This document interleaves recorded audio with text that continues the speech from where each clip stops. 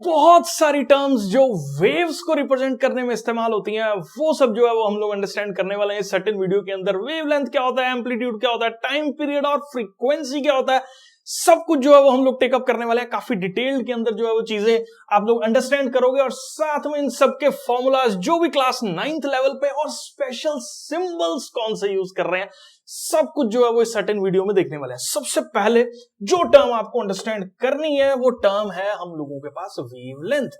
एकदम नई टर्म है, एकदम फ्रेश टर्म है। क्लास 9 से पहले शायद ही आप लोगों ने जो है वो इसके बारे में सुना हो। तो ये वेव का रिप्रेजेंटेशन मैं ज्यूम कर रहा हूं आपको आता है, ठीक है। तो इस तरीके से ऐसे ऊपर नीचे जो है वो हम लोग एक वेव को रिप्रेजेंट करते हैं, जिसमें यहां से एक डिस्प्लेसमेंट क्रेस्ट को रिप्रेजेंट कर रही है, और यहां से एक डिस्प्लेसमेंट जो है वो ट्रफ वाले पॉइंट को रिप्रेजेंट कर रही है। मैं ज्यूम कर रहा हूं। क्रेस्ट और ट्रफ आपको क्लियर है, आपने सारा वीडियो जो है वो देख रखी है इस चीज को अंडरस्टैंड करने के लिए। अब हम लोग जो है वो वेवलेंथ को अंडरस्टैंड करते हैं। देखो, ये हमारे पास पूरा रीजन क्रेस्ट वाला रीजन है, और ये हमारे पास पूरा रीजन ट्रफ वाला रीजन है। अब इन दोनों रीजन्स को मिला दो, मतलब कौन सा, एक क्रस्ट और एक ट्रफ। इस वेव के ऊपर अगर हम लोग मिला दें तो जो पूरा रीजन हम लोगों के पास फॉर्म होता है, मतलब ये वाला रीजन, इस रीजन को हम लोग लैम्डा से रिप्रेजेंट करते हैं। मतलब ये वेव लेंथ बोलते हैं इसको हम लोग, क्योंकि यहां पे एक वेव कंप्लीट हो जाती है। एक तरह का सर्टेन मोशन जो अपने आप को रिपीट कर रहा है वो कंप्लीट हो जाता है। कैसे कंप्लीट हो रहा है, देखो पार्टिकल क्या हुआ इसको आप अंडरस्टैंड करो। ये मेरे पास मेन पोजीशन थी पार्टिकल की, पार्टिकल यहां गया, this is the crest, particle यहां वापस आया, ये वाला जो है वो ट्रफ, फिर पार्टिकल अपनी मेन पोजीशन पे वापस आ गया, फिर पार्टिकल यहां गया, वही सेम काम, कहानी दोबारा रिपीट होगी। मतलब जहां से कहानी रिपीट होना शुरू हो जाए, जहां से मोशन अपने आप को रेप्लिकेट करने लग जाए, दोबारा से वही सेम पाथ पे जो है वो मूव करने लग जाए पार्टिकल्स, तो उस पर्टिकुलर पॉइंट से जहां से रेपिटेशन शुरू हो रही है और जहां से स्टार्टिंग हुई थी उसकी, उन दोनों के बीच के डिस्टेंस को हम लोग जो है वो वेवलेंथ बोल देते हैं। अब देखो यहां से पार्टिकल, देखो इस सर्टेन पोजीशन पे, मैं इसको दूसरे पेन से जो है वो रिप्रेजेंट करके बताता हूं। यहां से पार्टिकल इस डायरेक्शन में मूव कर रहा है, फिर वही पाथ यहां से पार्टिकल इस डायरेक्शन में मूव कर रहा है। ये पार्टिकल्स ने अपना मोशन जो है वो रिपीट कर लिया, दोबारा से जो है वो उसी पोजीशन पे पहुंच गए। तो ये प्लस ये, मतलब वन क्रस्ट और वन ट्रफ या सक्सेसिव, इसको हम लोग कंप्रेशन बोल देते हैं, इसको रेयरफेक्शन बोल देते हैं। तो एक कंप्रेशन और रेयरफेक्शन के बीच में जो गैप आ रहा है उसको हम लोग जो है वो वेवलेंथ बोल रहे हैं, या distance between the two successive crust trough बोल लो, या सक्सेसिव कंप्रेशन और रेयरफेक्शंस जो है वो बोल लो, उसको हम लोग जो है वो वेवलेंथ बोल देते हैं। मतलब इन शॉर्ट, जहां से मोशन रिपीट होना शुरू हो जाए, वहां से स्टार्टिंग पॉइंट तक का जो डिस्टेंस है उसको हम लोग जो है वो वेवलेंथ बोल देते हैं। अब वेवलेंथ क्योंकि एक लेंथ है, इसीलिए इसकी एसआई यूनिट जो है, मतलब इसको हम लोग कैसे मेजर करते हैं, मीटर में जो है वो मेजर कर सकते हैं। अब इसका काफी एक इंटरेस्टिंग सिंबल है जिसको हम लोग लैम्डा जो है वो बोल देते हैं। लैम्डा सिंबल को कैसे रिप्रेजेंट करते हैं, स्पेशल कैरेक्टर है। एक लाइन आपको ऐसे स्लांट मारनी है और एक लाइन जो है वो ऐसे करनी है। कई बार इसको थोड़ा सा कर्वी भी कर देते हैं, मतलब एक लाइन ऐसे टेढ़ी, ठीक है, तिरछी लाइन मारो और वहां से जो है वो ऐसे करो। बच्चों को मैंने बहुत बार इसको गलत बनाते हुए देखा है, इस तरह के सिंबल्स भी बनाते रहते हैं, ये बिल्कुल गलत है। लाइन आपको राइट पे लगानी है और ये छोटी लाइन लेफ्ट वाली डायरेक्शन में जो है वो आएगी।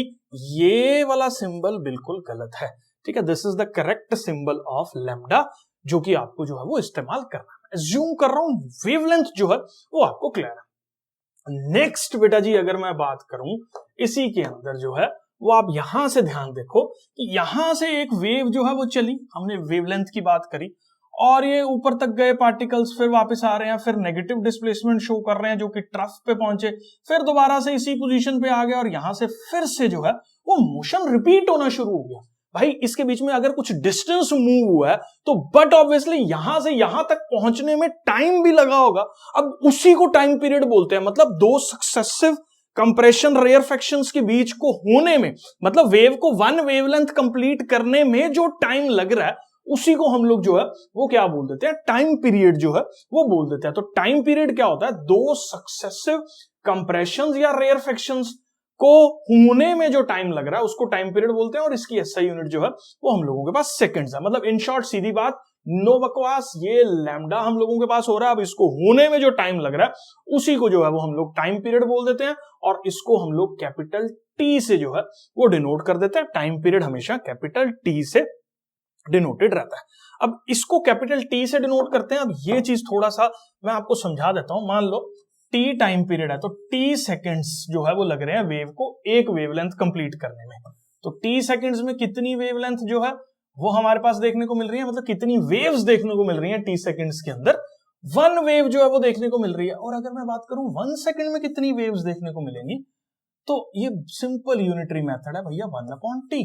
टी सेकंड में एक वेव है, मतलब मान लो 20 सेकंड में जो है वो एक वेव जाती है, तो मैं बात करूं बेटा 1 सेकंड में कितनी वेव जाएंगी, तो 1/20। तो यहां पे 1 सेकंड में जो कितनी वेव जाएगी तो 1/t। तो दिस 1/t मतलब नंबर ऑफ वेव्स, क्या बात कर रहे हैं हम लोग, कितनी नंबर ऑफ वेव्स पर सेकंड, मतलब 1 सेकंड के अंदर जो है वो क्रॉस कर रही है एक सर्टेन रीजन को। उसी के लिए हम लोग जो है एक नई टर्म यहां पे इस्तेमाल कर रहे हैं, जिस नई टर्म को हम लोग जो है वो क्या बोल देते हैं, फ्रीक्वेंसी जो है वो बोल देते हैं। अब ये फ्रीक्वेंसी क्या है, नंबर ऑफ कंप्रेशन या रेयरफेक्शन पर यूनिट टाइम, मतलब 1 सेकंड में कितनी नंबर ऑफ वेव्स हम लोगों के पास क्रॉस कर रही हैं, उसको हम लोग फ्रीक्वेंसी बोलते हैं।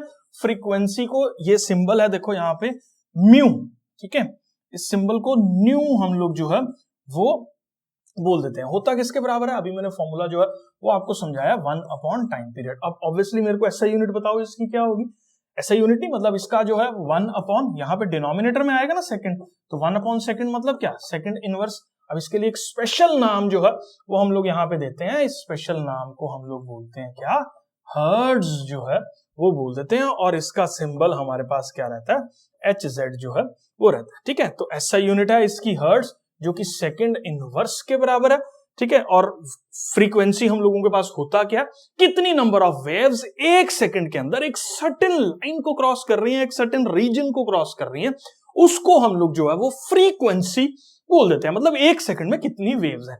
अब रिप्रेजेंटेशन करने के लिए म्यू से 1/टाइम पीरियड इसका फॉर्मूला है फ्रीक्वेंसी का, हर्ट्ज इसकी जो है वो ऐसा यूनिट है। और अगर सेकंड्स में इसको कंपेयर किया जाए तो सेकंड इनवर्स जो है वो हम लोगों के पास हर्ट्ज के बराबर जो है वो होता है। तो क्लास 9 पे फ्रीक्वेंसी में इतना अगर आप अंडरस्टैंड कर रहे हो तो मोर देन सफिशिएंट है। मैं ज्यूम करके चल रहा हूं, फ्रीक्वेंसी भी आपको क्लियर है। वेलोसिटी जो है वो हम लोग अंडरस्टैंड करने वाले हैं। वेलोसिटी हम लोगों के पास क्या होता है, हम लोग जो है वो वेवलेंथ को अंडरस्टैंड कर चुके हैं, टाइम पीरियड को अंडरस्टैंड कर चुके हैं। आप देखो एक वेव को मूव करने में टाइम पीरियड लग रहा है t, मतलब एक वेवलेंथ को निकलने में टाइम लगता है t। तो कितनी वेलोसिटी हुई वेव की, तो सबको पता है। जो हमारे पास वेलोसिटी निकालने का फॉर्मूला है that is distance travelled upon time taken. अब डिस्टेंस ट्रैवल्ड है हम लोगों के पास लैम्डा, टाइम टेकन है t। अब अगर मैं वेलोसिटी की बात करूं तो दिस इज लैम्डा टाइम्स, इसको क्या मैं लिख सकता हूं 1/t, क्योंकि lambda by t can be written as lambda into 1/t।